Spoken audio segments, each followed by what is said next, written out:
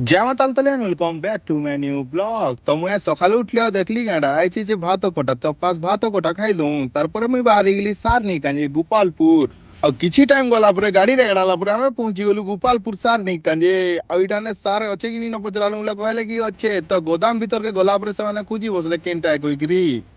तारपरे हमें भी देखलु टिके यूरिया और पोटास सार गरा नेबार थिला तारपरे नहीं करी खंदे उले करी हमें बाहरी गेलु फिर हमर घर के तारपरे हमें गाड़ी चले चले आसला बेले देखलु कि एडे बड़े उतरेन जे कहनी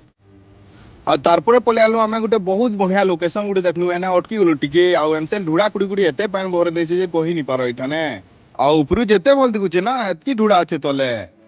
और किछि टाइम गला परे हमें भी पहुंची गेलु हमर बाहर ने के जेने के हमर काका चाष कराइछे देखो पियाज कराइछे आउ काका कराइछे न बहुत सारे जिनिस